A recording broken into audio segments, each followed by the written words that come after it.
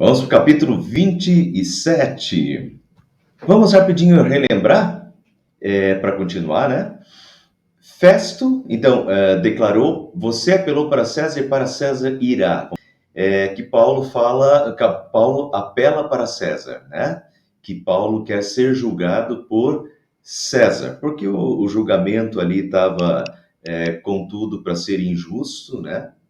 Festo queria levar Paulo para Jerusalém, para julgar Paulo em Jerusalém. Paulo sabia que lá eles estavam tramando a morte dele, então Paulo apela para César, como cidadão romano, ele podia apelar para César, para o imperador, e Paulo então apela e deve ser julgado pelo imperador. Mas, como apareceu ali o rei daquela região ali, era o rei Agripa II, é isso que nós vimos no estudo passado. O rei Agripa II, Festo deixou que o rei Agripa II ouvisse Paulo também para tentar ajudá-lo a formular uma acusação aceitável para mandar, que justificasse mandar Paulo para Roma, porque ninguém via crime nenhum diante do Império Romano, crime nenhum que fosse passível de alguma condenação a Paulo, né, frente ao Império Romano.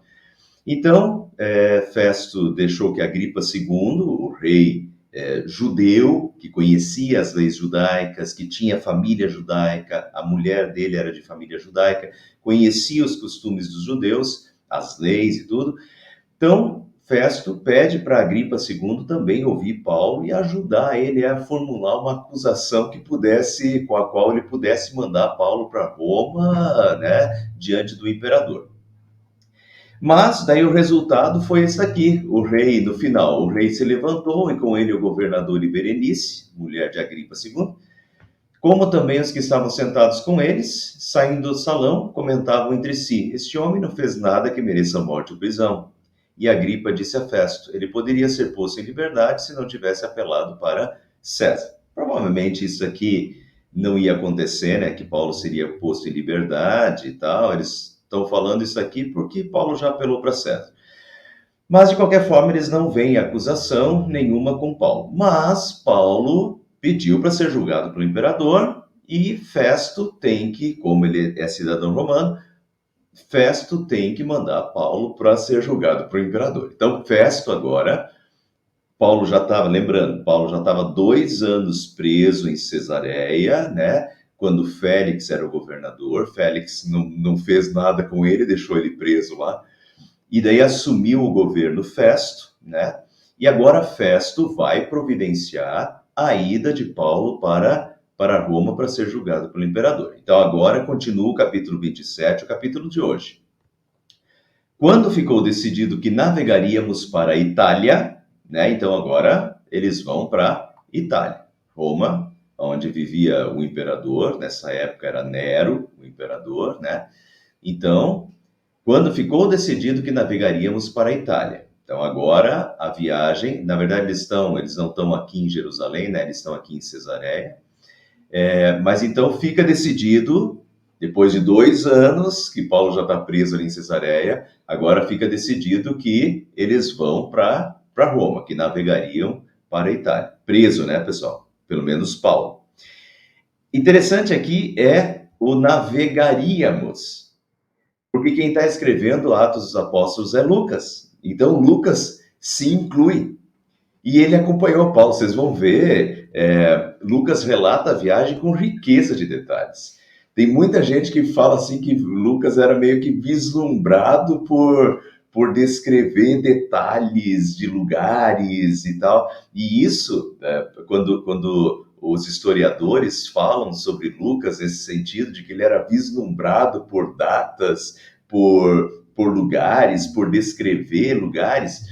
Mas, então, Lucas, é interessante isso, porque esse navio foram alguns presos, mas não só, era um navio também que levava pessoas normais, comuns, né? Não só presos. Então, Lucas vai junto, e não só Lucas. A gente vai ver daqui a alguns versículos que mais o Aristarco também foi junto. Então, esses dois acompanharam a viagem de Paulo. Paulo estava preso, vai preso, mas Lucas e Aristarco estão no mesmo navio acompanhando Paulo, vão junto com ele. A viagem começou provavelmente no outono do ano 59 depois de Cristo. E o outono é o final da temporada adequada para viagens marítimas. Eu já estou adiantando isso para vocês porque vai acontecer o naufrágio do barco de Paulo, né? Então, desde agora, é importante que a gente já tenha isso em consideração, de que é o final do outono, o próximo período é o inverno. No inverno, normalmente não se navegava, era muito perigoso. Então, vocês vão ver que isso acontece depois. Os navios geralmente ficavam atracados em algum porto, esperando o inverno passar, ou pelo menos chegar uma temporada um pouquinho mais de navegações mais fáceis de novo. Mas então já era no final de outono, quando eles começam essa viagem para a Itália. Era o final da temporada adequado para viagens marítimas. Então, Paulo e alguns outros presos foram entregues a um centurião chamado Júlio, que pertencia ao regimento imperial. Então, esse Júlio, centurião, era o responsável por uma centúria, quer dizer, por 100 soldados romanos. Ele é vinculado ao Império Romano e Júlio, então, fica responsável por transportar esse prisioneiro, Paulo, de Cesareia, aqui embaixo, até Roma.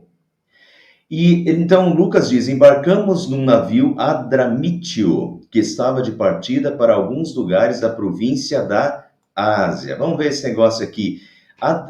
Embarcamos num navio Adramítio. Adramítio era uma cidade portuária da Mísia. Então a Mísia fica aqui, ó.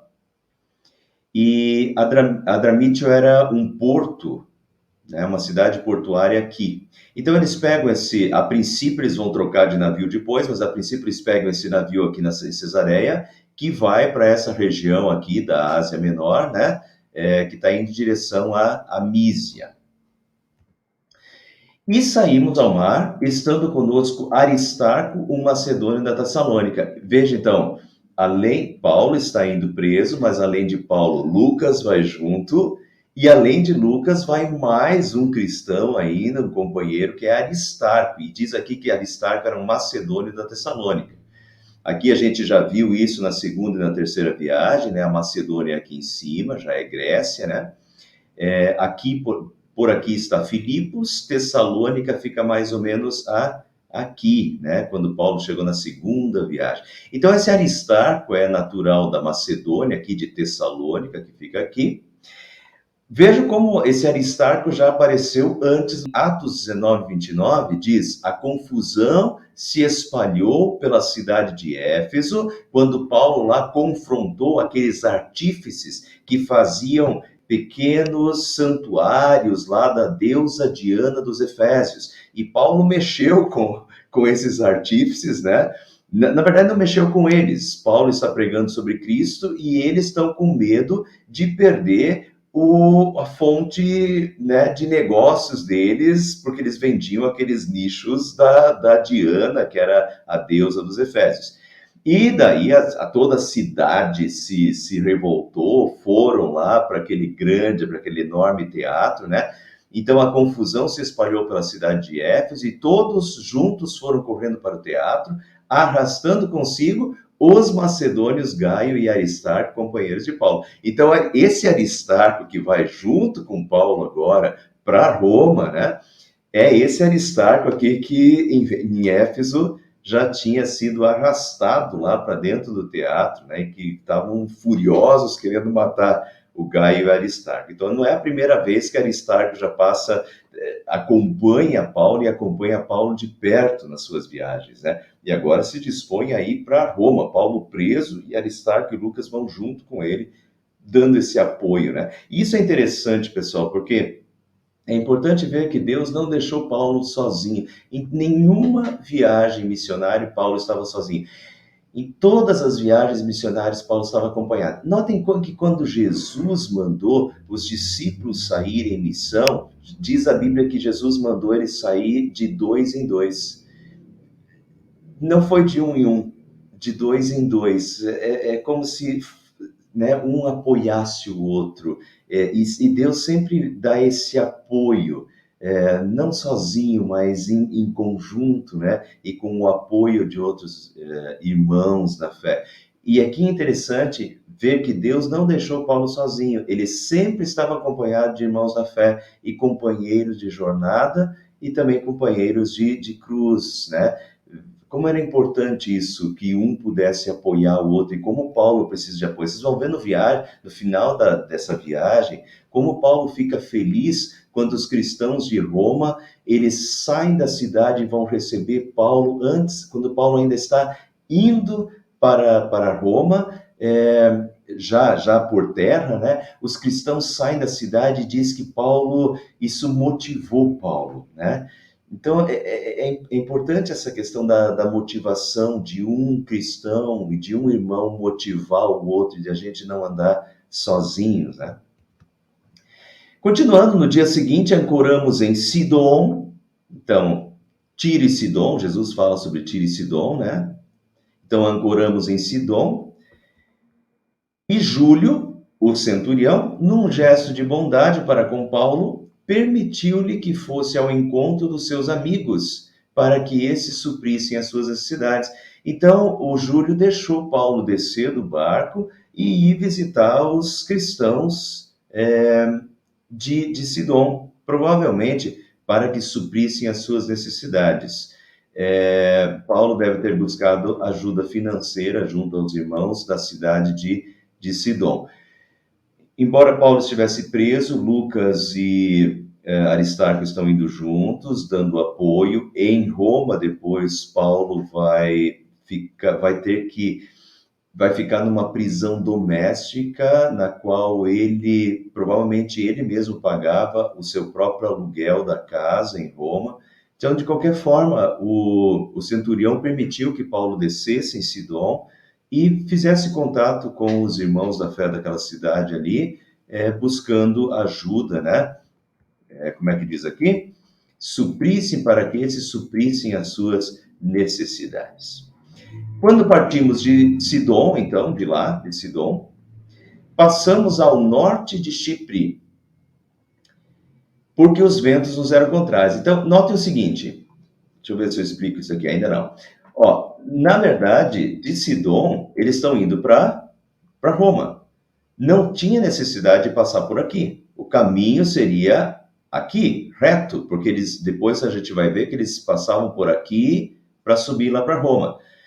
O caminho seria pelo sul de Chipre, mas eles acabaram passando pelo norte porque os ventos nos eram contrários. Vejo que já começou, eu já falei que é final de outono, né?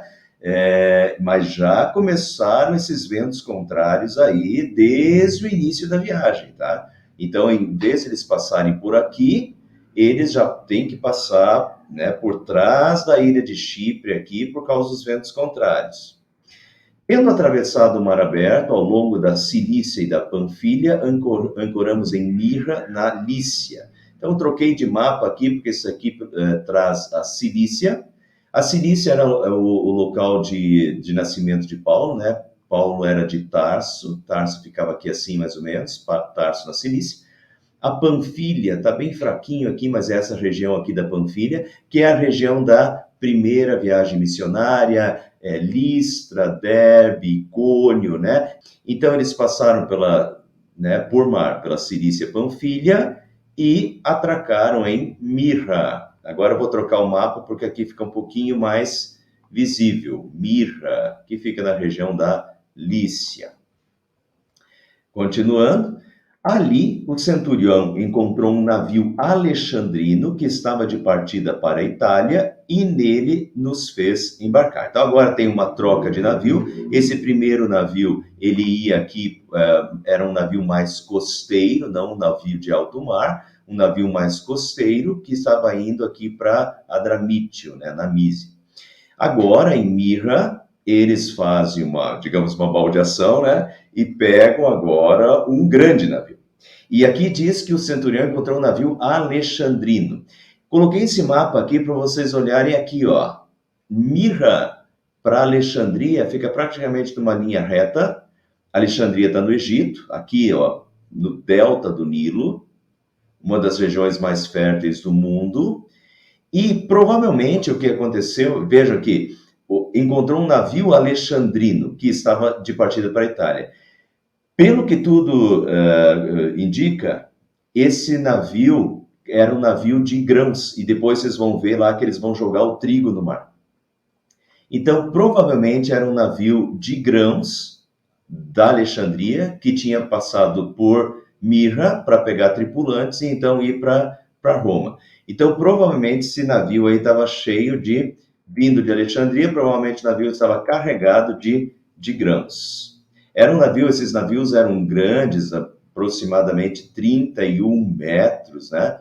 Vocês vão ver depois que o navio estava carregando 276 pessoas, fora a carga, né? Então, um navio bem, bem grande, agora um navio de alto mar. Então, o centurião encontrou esse navio alexandrino, que estava de partida para a Itália, e nos fez embarcar nele.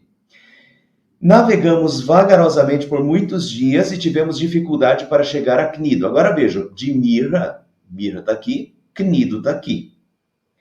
E veja que Paulo diz que nós navegamos vagarosamente por muitos dias, tivemos dificuldade para chegar em Cnido. A questão é a seguinte, pessoal. A rota normal de Mirra para Roma seria pelo sul de Rhodes. Na verdade, os navios faziam isso aqui, ó. De Mirra eles saíam pelo sul de Rhodes, passavam por aqui, depois e norte de Creta até a Sicília. Então, vinha de Mirra, passava pelo norte de Rhodes, sul de Creta, fazia esse caminho até a Sicília, tá? Então, vejam, ele deveria passar por aqui, mas eles já vão pelo beirando. Por quê? Porque os ventos continuavam contrários e a navegação estava muito difícil. Veja que eles já tiveram dificuldade desde o início e continuam tendo, né? Por isso que Paulo fala, navegamos vagarosamente por muitos dias e tivemos dificuldade para chegar a Cnido. Quer dizer, eles nem deveriam ir para Cnido. Eles normalmente se passaria por aqui, mas não, eles já param, né, já vão pela rota costeira, param em Cnido e uma viagem difícil até ali já. E vai continuar difícil até o fim. Então, pela rota que fizeram, desde a saída de Mirra, já é possível ver a dificuldade meteorológica. Não sendo possível prosseguir em nossa rota, vejam que de Cnido agora já não era nem para ir para Cnido, mas uma vez que estavam em Cnido, eles deveriam ir direto agora para a Sicília. Mas não sendo possível prosseguir em nossa rota, devido aos ventos contrários, navegamos ao sul de Creta, defronte de Salmona. Então, em vez de eles irem, né, mais reto aqui, eles agora já vêm para Creta, fazem outro desvio. Esse defronte de Salmonas, vamos trocar de mapa aqui, Salmona é esse cabo de Salmone aqui, tá? Na ilha de Creta. Então, eles passaram por esse cabo de Salmone, costeamos a ilha com dificuldade, a ilha de Creta, né? Costeamos a ilha com dificuldade, vejam aí a situação meteorológica, e chegamos a um lugar chamado Bons Portos, perto da cidade de Lazéia. Bons Portos aqui, né? Nesse outro mapa aqui a gente pode ver Lazéia e Bons Portos, né? Na ilha de Creta. Continuando, tínhamos perdido muito tempo e agora a navegação se tornara perigosa, pois já havia passado o jejum. Notem então que eles já saíram no final do outono, né? E ainda já enfrentaram problemas desde a saída, a viagem está muito lenta, a viagem está cada vez mais complicada e o tempo está passando e o inverno está chegando e a situação, né, meteorológica e do período já não é mais um período para navegação, propício à navegação. E eles já estão sentindo isso nessa questão dos ventos. E aqui Lucas tenta até dar uma noção para o público da época, para a gente hoje isso já não faz muito sentido, mas para o público da época fazia, pois já havia passado o jejum. O jejum aqui que ele está se referindo é o dia da expiação para os judeus, então ele está colocando no calendário judaico para o pessoal entender quando era isso e como o tempo já tinha passado, do outono já tinha passado, e já não era um tempo mais propício para navegação. É isso que Lucas está querendo mostrar aqui quando ele fala do jejum e do dia da expiação. Neste período, no final de outono, do outono, as viagens pelo Mediterrâneo ficavam muito perigosas para embarcações à vela, que era o caso na época, né? Por isso, Paulo aconselhou ficar em Creta. Então vamos lá para o texto. Por isso, Paulo os advertiu: Senhores, vejo que a nossa viagem será desastrosa e acarretará grande prejuízo para o navio, para a carga e também para a nossa vida. Note que Paulo faz uma advertência. Será que Paulo está sendo inspirado a fazer essa advertência? Talvez sim, mas talvez não precisa necessariamente ser que ele estivesse sendo inspirado. Talvez seja pela própria experiência dele com naufrágios.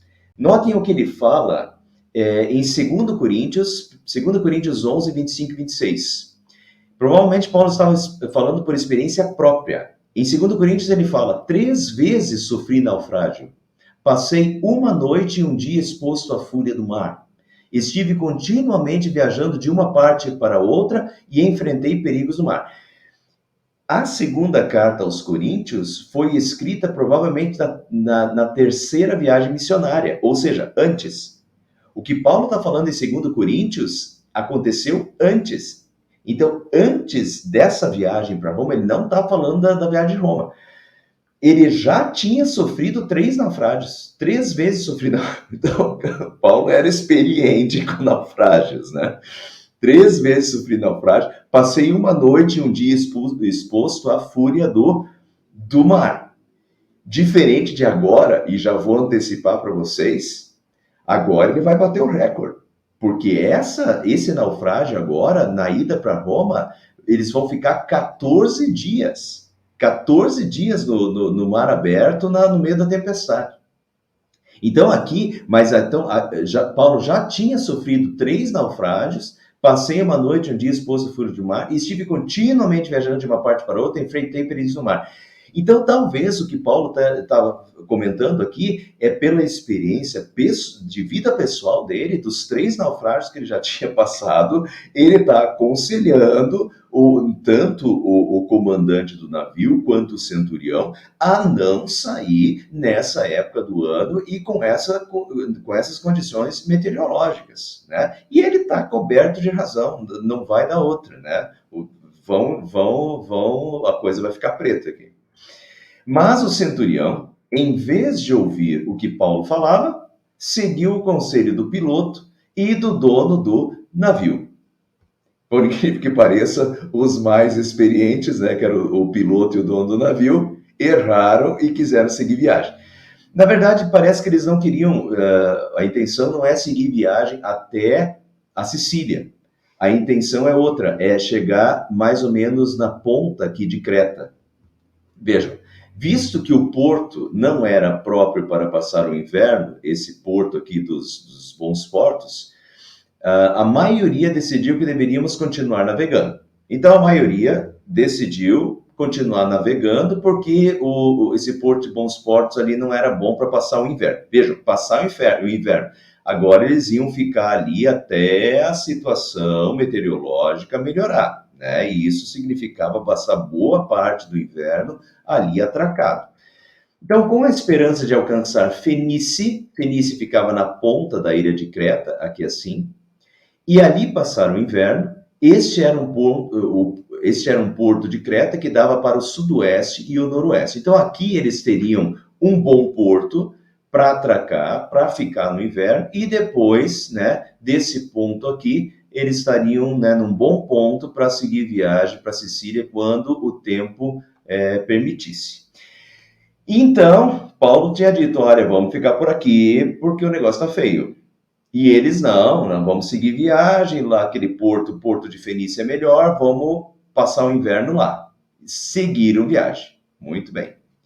Começando a soprar suavemente o vento sul, eles pensaram que haviam obtido o que desejavam. Por isso levantaram âncoras e foram navegando ao longo da costa de Creta. Parece que o negócio vai dar boa, mas pouco tempo depois desencadeou-se da ilha um vento muito forte chamado Nordeste. Esse vento muito forte aqui, na verdade, na língua grega, é um tufão, né? E esse tufão tem nome e é conhecido na região, é o tufão chamado Nordeste.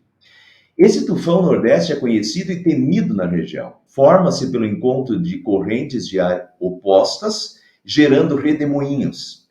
Ele aparece súbita e violentamente. E é esse tufão Nordeste, conhecido e temido, que vai pegar o navio agora de Paulo.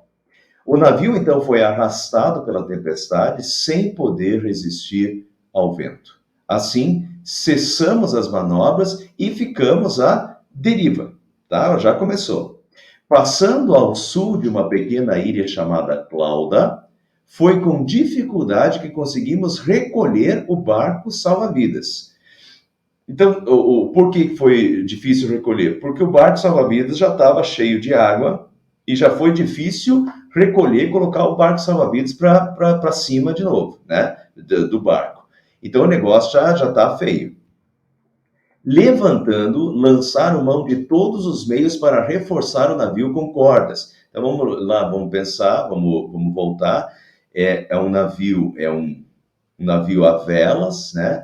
Então, pensem nos mastros que seguram as velas. Esses mastros que seguram as velas eram fortalecidos, eles colocavam cordas, né? Então, digamos que o mastro esteja aqui, eles colocavam cordas amarrando o mastro nas laterais do navio, para que o mastro não, com o vento, né? A força das ondas e o vento, os mastros não fossem derrubados. Então, eles reforçaram o navio com cordas, reforçaram o navio, e temendo que ele encalhasse nos bancos de areia de Sirte, baixaram as velas e deixaram o navio a deriva. Agora, eu troquei de mapa, pessoal, porque esse mapa aqui não dá a impressão correta. Na verdade, esse daqui dá uma impressão um pouquinho melhor. Temendo que encalhasse nos bancos de areia de Sirte. Veja que esse mapa aqui já mostra que eles foram, isso aqui é a África, tá? De nota que esse mapa aqui já mostra eles indo para baixo. Eles queriam, ó, aqui Fenícia, ó, eles queriam chegar em Fenícia. Mas esse tufão já pega e já joga eles lá para baixo. Sirte, pra vocês terem uma ideia, Sirte é um banco de areia na costa norte da África, apelidado de cemitério de navios. Então o tufão já joga eles para perto da África, aqui embaixo, né? E temendo que encalhasse nos bancos de areia de Sirte, baixaram as velas e deixaram o navio à deriva. No dia seguinte, sendo violentamente castigados pela tempestade, começaram a lançar fora a carga. E agora, vejam, o desespero começa a tomar conta. Eles agora, para aliviar o navio, estão ali naquele banco de areia, por volta do banco de areia de Sirte, né, o cemitério de navios, eles jogam fora a carga. Depois a gente vai ver que eles preservam um tanto dos grãos para comida, isso sim, mas eles aliviam o navio e jogam. Vejam que é um navio que alexandrino, provavelmente ele estava cheio de grãos, e eles jogam a carga na água para aliviar o navio, né, para o navio ficar mais leve e não encalhar. Vejam, o desespero começa a tomar conta aqui. No terceiro dia, lançaram fora com as próprias mãos a armação do navio, né? Tudo que eles podiam para deixar o navio mais leve. Já tinham soltado a carga, agora jogam né, a armação do navio, jogam fora, tudo para deixar o navio mais leve. E agora vejam, esse mapa aqui, ele começa a mostrar, né, foi uma loucura, com o barco leve e o vento faz o que quer com eles. Não aparecendo nem sol nem estrelas por muitos dias, diz Lucas. Vamos lembrar aqui, pessoal, que ainda não existia a bússola. A bússola, os relatos de bússola que a gente tem é por volta do século 11 e 12 depois de Cristo. Acha-se que os chineses inventaram a bússola no final do primeiro século. Mas que a gente vê mesmo a bússola sendo citada só depois do século X depois de Cristo. Então não tinha bússola, eles se guiavam nesse período aqui pelo Sol, pelo posicionamento, né, do Sol e das estrelas. É isso que eles usavam para se orientar, e nem isso tinha. Então, e continuando a abater-se sobre nós grande tempestade, finalmente perdemos toda a esperança de salvamento. Então, notem, já é o terceiro dia, eles já não têm, eles já aliviaram o barco e eles estão no meio de uma tempestade, de uma grande tempestade. Eu falar isso é muito frio, a gente tem que imaginar o que é uma tempestade dentro do mar. Então, imagine os filmes que vocês já viram aí sobre tempestades no mar. Isso são ondas de 10, 12 metros de altura. É, o, é, eu acho que, eu não sei se meu pai tá assistindo aí, tá, né?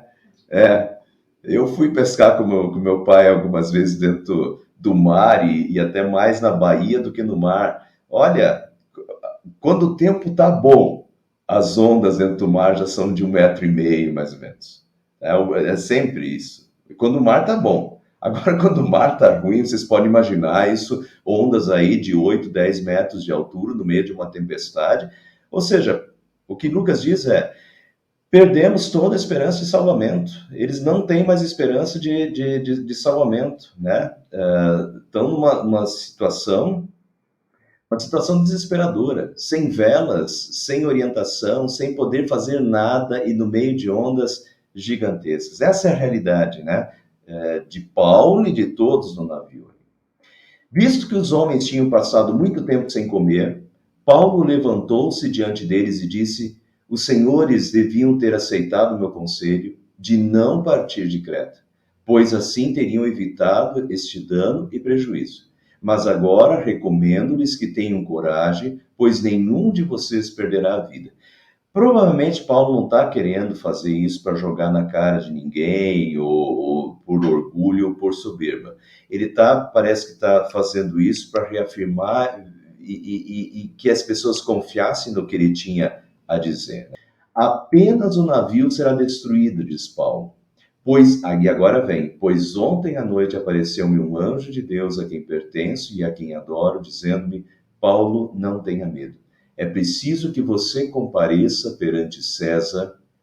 Deus, por sua graça, deu-lhe a vida de todos os que estão navegando com você.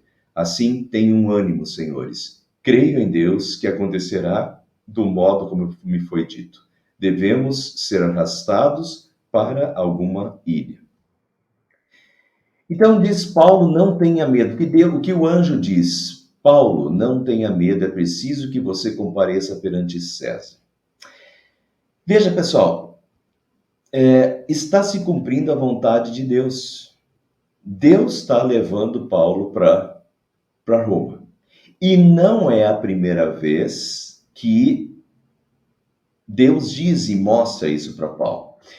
Durante a terceira viagem missionária, diz assim: Paulo decidiu no espírito ir a Jerusalém, passando pela Macedônia e pela Caia, e ele dizia: depois de haver estado ali, é necessário também que eu vá visitar Roma. Vamos relembrar que Paulo, e não só Paulo, mas muitas outras pessoas, e diz o texto, faz a gente voltar assim, Atos dos Apóstolos, diz que de cidade em cidade o Espírito Santo ia revelando que Paulo ia ser preso em Roma, ia passar por sofrimentos e ia ser preso em Roma, não, em Jerusalém. Então, Paulo já estava sendo revelado que Paulo seria preso em Jerusalém, e na terceira viagem missionária, Paulo já comenta de que ele vai visitar Roma.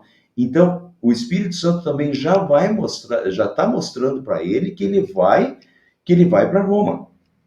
Vejam, quando ele foi preso em Jerusalém, 2 anos antes, porque ele ficou 2 anos preso, então isso daqui aconteceu 2 anos antes, o Senhor, pondo-se ao lado dele, lá na prisão, disse: coragem, Paulo, assim como você testemunhou a meu respeito em Jerusalém, você deverá testemunhar também em Roma.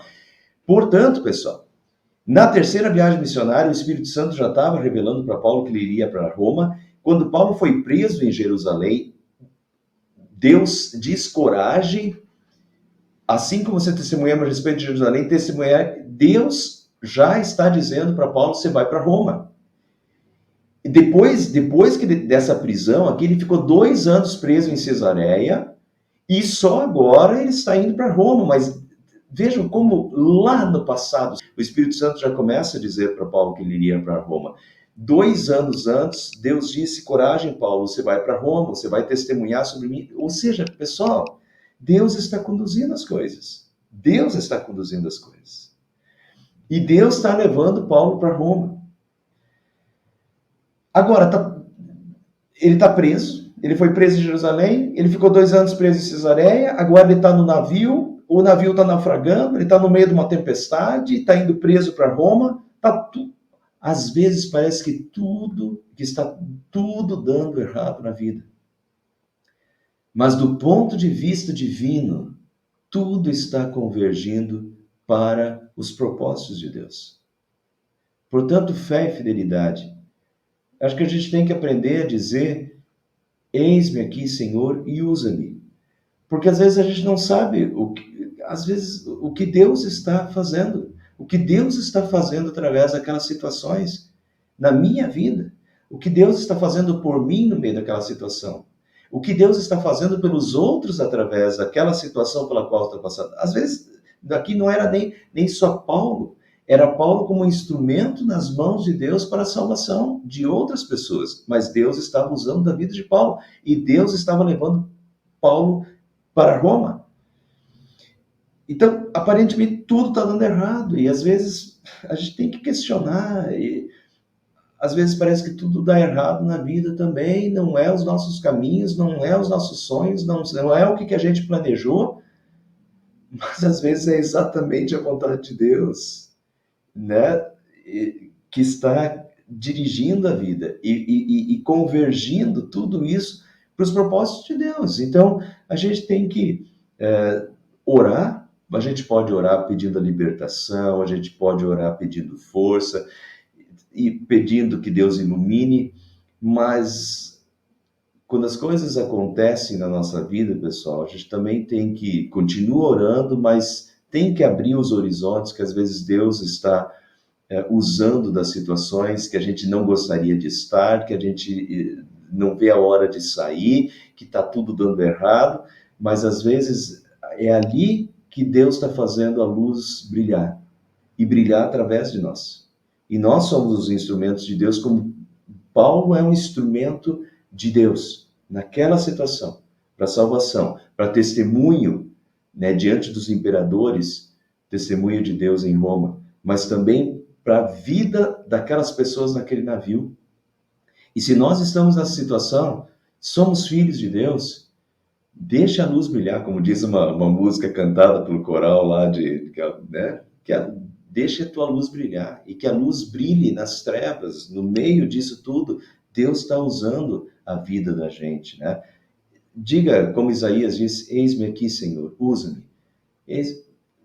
Minha vida é tua, usa-me, né? E tenha fé e fidelidade no meio. E outra coisa, Deus, por sua graça, deu-lhe a vida de todos os que estão navegando com você, disse o anjo para Paulo. Deus, por sua graça, deu-lhe a vida de todos os que estão navegando com você. Vejam que diferença, pessoal.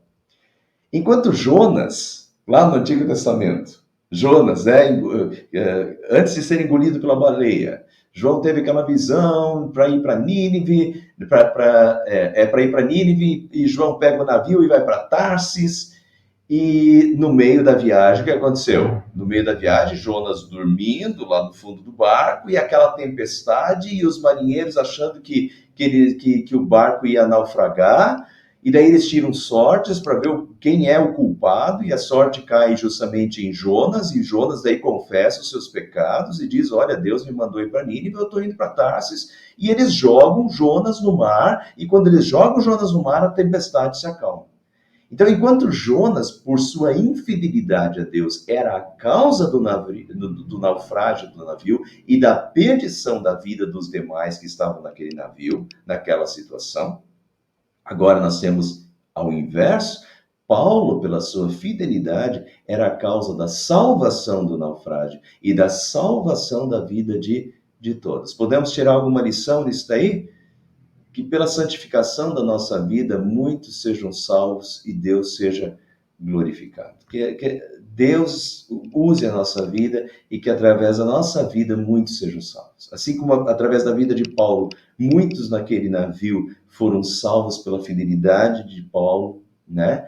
E a vida de muitos foram salvos né, através da santificação da nossa vida, muitos sejam salvos e o nome de Deus seja glorificado através da nossa vida, né? Uma vida de fidelidade, não como Jonas, ó, depois Jonas se arrependeu, mas uma vida de fidelidade. Uma vida de fidelidade a Deus é uma vida sob a bênção de Deus e que Deus pode usar essa vida como um instrumento nas suas mãos para a salvação daqueles que estão ao redor.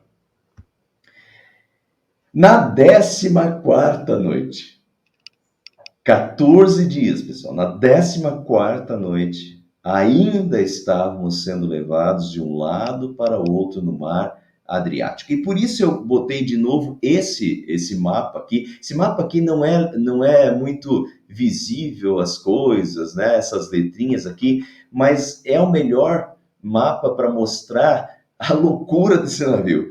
Primeiro que aqui Sirte, né, que fica perto da África, como eles foram jogados aqui para baixo, mas depois eles também foram jogados de um lado para o outro no Mar Adriático, e o Mar Adriático é aqui em cima. Tem outros mapas que mostram isso aqui quase com uma linha reta. Não é, eles realmente foram jogados pelo vento primeiro lá para a África praticamente, depois foram jogados pelo vento lá para cima, né, no Mar Adriático. E assim vai, né? Uma loucura total a tempestade, o que a tempestade está fazendo com o barco. Quando por volta da meia-noite, os marinheiros imaginaram que estávamos próximos da terra, lançando a sonda, verificaram que a profundidade era de 37 metros. Pouco depois, lançaram novamente a sonda e encontraram 26 metros, ou seja, está ficando mais raso, né? Isso, por um lado, é bom, porque parece que está chegando em algum lugar. Por outro lado, se cada vez eles estão chegando mais raso, isso é perigo para o navio também. Temendo que fôssemos jogados contra as pedras, lançaram 4 âncoras da popa e faziam preces para que amanhecesse o dia.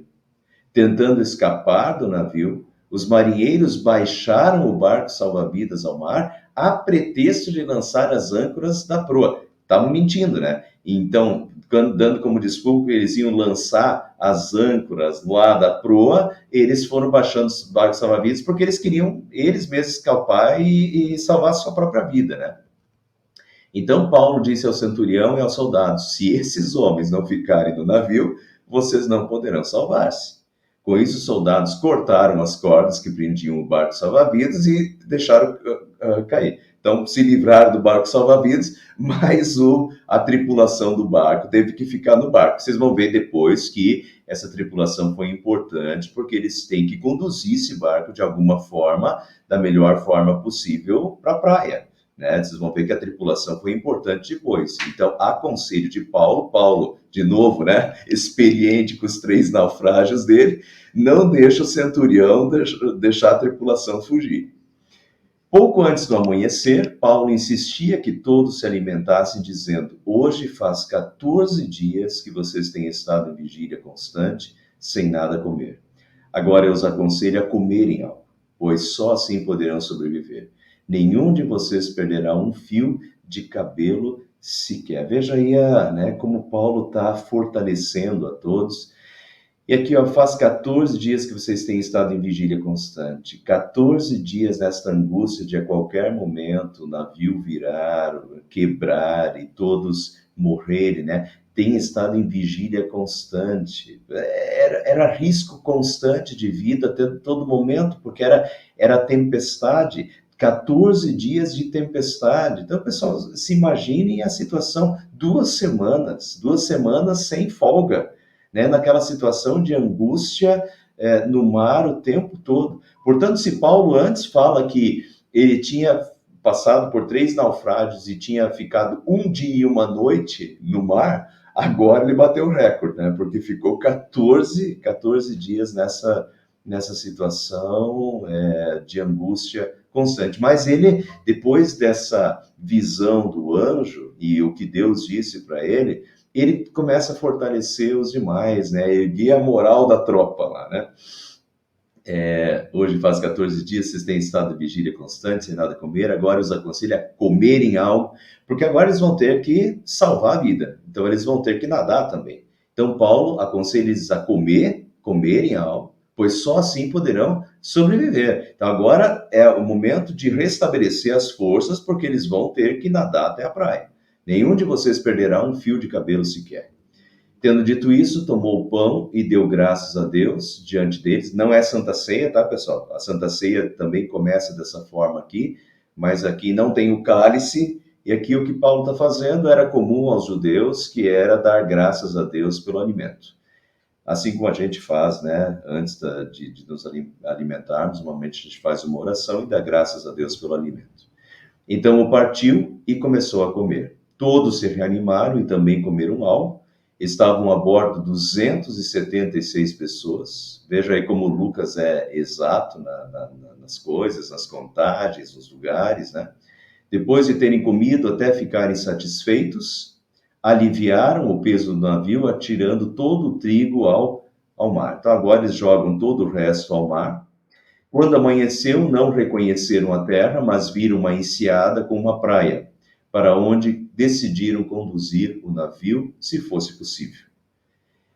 Cortando, agora vejam, eu falei antes, né, que Paulo disse, olha, não deixe esse pessoal aí entrar nos barcos e fugir, a tripulação do navio lá, o piloto, o comandante, né, não deixe esse pessoal, senão vocês vão tudo morrer.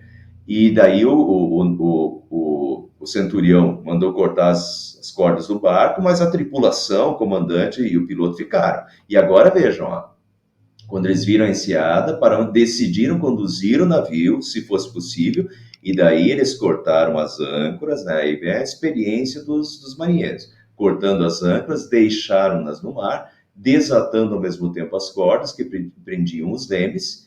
Então, alçando a vela da proa ao vento, dirigiram-se para a praia. Então, dirigiram-se para a praia. Cortaram as velas, as âncoras e torceram para que o vento levasse o barco para a praia. Mas o navio encalhou num banco de areia, onde tocou o fundo, a proa encravou-se e ficou imóvel, e a popa foi quebrada pela violência das ondas. E agora, então, o barco quebrou, né? Quando cravou ali no banco de areia. Os soldados, então, resolveram matar os presos para impedir que algum deles fugisse, jogando-se ao mar. Agora vejam a providência divina, o centurião que já ajudou Paulo lá, deixando Paulo descer lá em Sidom e ver os amigos na fé lá de Sidom. O centurião agora queria poupar a vida de Paulo e os impediu de executar o plano. Então ordenou aos que sabiam nadar que se lançassem primeiro ao mar em direção à terra, os outros teriam que salvar-se em tábuas ou em pedaços do navio. Dessa forma, todos chegaram a salvo, hein? Todos chegaram a salvo em terra, tá? Como Deus tinha falado através do anjo na revelação para Paulo, que todos seriam salvos, de fato, todos foram salvos, né? Nenhuma vida se perdeu. Mas aqui de novo, pessoal, de novo a providência divina agora através do centurião, né? Vejam, o centurião viu alguma coisa diferente em Paulo, simpatizou com Paulo, provavelmente não simpatizou só com Paulo, mas simpatiza com a moral de Paulo. Isso é interessante, eu sempre falo que quando a nossa vida é uma vida de fidelidade a Deus e realmente a gente não só ouve, mas a gente ouve e pratica a palavra de Deus. Jesus fala lá, né? Quem ouve a minha palavra e a pratica é comparado a um homem prudente que edificou a casa na rocha. Quem ouve a minha palavra e não pratica é comparado a um insensato que edificou a casa na areia. Quem ouve e pratica as palavras de Deus vai ser uma pessoa que tem uma moral elevada, que tem uma conduta ética, uma conduta moral, que vai chamar a atenção das pessoas. Sempre falo assim para as pessoas que uma pessoa que realmente pauta a sua vida de fato, não na teoria, mas na prática, na palavra de Deus, vai ser um funcionário exemplar, vai ser um funcionário ético, vai ser um funcionário moral, vai ser um funcionário que não vai defraudar, que não vai roubar, que vai trabalhar direitinho, que vai fazer tudo pela empresa, que vai ter a estima dos seus chefes, entende? E assim vai em todos os âmbitos da sociedade, uma pessoa que pratica, não é teoria, é prática. Quem ouve a minha palavra e pratica. De fato, esse tem uma vida que chama atenção e sempre vai chamar atenção. A vida de um cristão, de fato, praticada, é uma estrutura de vida moral, ética, de valores, que chama a atenção de qualquer um. E eu acho que foi isso que aconteceu aqui. A vida de Paulo chama a atenção do centurião, né? E centurião quer poupar a vida de Paulo e faz de tudo para poupar. Enquanto os outros queriam matar todos os prisioneiros, o centurião salva, não só salva Paulo, mas através de Paulo acaba salvando todos os outros também. Uma vez em terra, descobrimos que a ilha se chamava Malta. E aqui terminamos por hoje. Uma vez em terra, descobrimos que a ilha se chamava Malta. Ilha de Malta, aqui. E notem, interessante, eu peguei agora no Google hoje à tarde, o mapa atual da ilha de Malta. Então, essa é a ilha de Malta. E vejam que aqui na ilha de Malta a gente tem St. Paul's Bay, a Baía de São Paulo. Provavelmente isso, os próprios historiadores, né, eles dizem que provavelmente foi aqui que Paulo desembarcou, porque ali a gente tem justamente a praia, a gente tem essa areia onde o navio pode ter né, batido na areia e tal. Então, provavelmente foi aqui nesse lugar que hoje, inclusive, tem o nome aí da Baía de São Paulo, que eles chegaram e conseguiram nadar até a praia e todos se salvaram. Semana que vem, hoje é capítulo 27, semana que vem capítulo 28, e daí a gente vai ver o que aconteceu na Ilha de Malta. Aconteceu pelo menos 2 milagres ali na Ilha de Malta, né? Uma cobra que vai picar Paulo e uma cura também de um senhor ali da Ilha de Malta. Paulo vai fazer isso. Então acompanhe, semana que vem, capítulo 28. Por hoje vamos concluir com essa questão da providência divina na vida de Paulo, né? Em tudo nós vemos a providência divina. A providência nos amigos de fé e jornada, Lucas e Aristarco indo junto, Deus providenciando amigos, Deus providenciando pessoas que estão junto com Paulo ali na jornada, assim como Deus sempre providenciou companheiros durante todas as viagens de Paulo, e Deus providencia as coisas na nossa vida também. Deus não nos deixa sozinhos, Deus vai providenciando pessoas, né? A providência através do centurião Júlio, né, que simpatiza com Paulo, que salva a vida de Paulo, isso é providência divina, Deus está agindo. A providência no próprio naufrágio, 14 dias, né, com o barco sendo levado no meio de uma tempestade para né, para todos os cantos e a todo momento correndo risco, mas a providência divina e Deus cuidando. E, pessoal, que fique isso para nós aí dessa história de hoje. Humanamente, muita coisa pode estar dando errado. Na vida de Paulo estava dando errado, né? Muita coisa está dando errado. Paulo está preso injustamente, está passando por angústias terríveis, em meio a um naufrágio dramático. Tudo parece estar tudo dando errado, mas do ponto de vista divino, a vida de Paulo está sendo usada a cada momento dramático e ele está indo testemunhar de Cristo em Roma como Cristo, como Deus já tinha profetizado, Deus já tinha avisado e está acontecendo o que Deus já tinha dito que ia acontecer e a soberania divina está por detrás de tudo e Deus está guiando tudo. Aparentemente está dando tudo errado humanamente, né? Preso, privado da liberdade, naufrágio, parece que está tudo dando errado, mas está tudo dando certo.